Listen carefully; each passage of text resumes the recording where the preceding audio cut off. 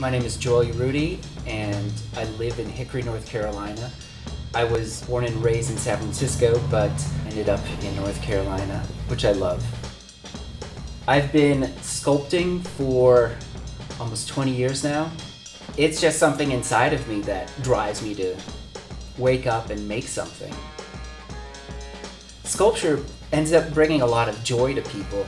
Art, people will say art is unnecessary, music is unnecessary because it doesn't do anything, but it does, it feeds the soul.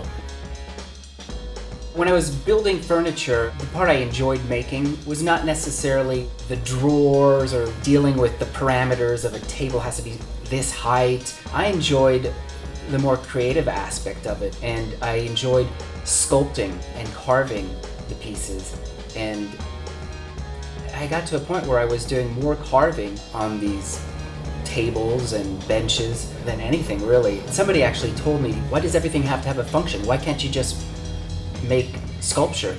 And I hadn't really thought about it. I have a bunch of doodles and sketches in my sketchbook, and I decided I picked one and I made it, and I actually submitted it to a show and I won an award, and it kind of got me thinking. It's like, maybe I should pursue this. And I did. For a while there, I was making sculpture along with my furniture and showing both at the same time at different shows. And I noticed that the people were responding more to my sculpture than they were to my furniture. For the most part, my work is figurative based. So I always start my sketches with the loose sketch of a figure. Then I abstract it, I manipulate it, I tweak it to the point where at the end you look at the sculpture and you don't really see a figure, although that was the starting point. I have a good grasp of when something is right, when something's not right, and that's proportion, that's lines, if something's too busy, even color sense. That's something that you get through time by experimenting and by making mistakes. People always ask me, what happens when you make a mistake? It's like, well, you make a mistake all the time. You just have to learn how to deal with it and use it as an opportunity and not as, oh no. I love working with tools, not only woodworking tools, but I love working on motorcycles, taking them apart, putting them back together. It's just that same process of creating something from nothing. I love to cook, taking different ingredients and putting them together, and then at the end you've got this fabulous meal. They all take a bit of creativity and also a sense of, risk-taking at times. In my work, there's a lot of rough work using heavy machines. But at the end, the most important thing is the last step, which is all the hand tools. And that's how I'm able to achieve those nice, clean, straight lines. And the way the tools just kind of cut the wood, there's nothing like it. You have to have a thick skin. You're not going to please everyone. Certain people are either going to respond to your work and others won't.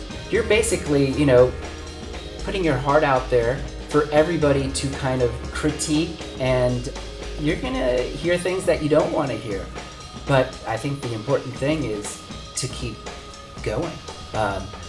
Don't let that kind of rub you the wrong way, because all the people that don't like your work, there are maybe 100 people that do. Always have music going, and it's an emotional thing, it could be upbeat or it could be sad, and that also plays a role in what I do, I get a lot of inspiration when I'm working.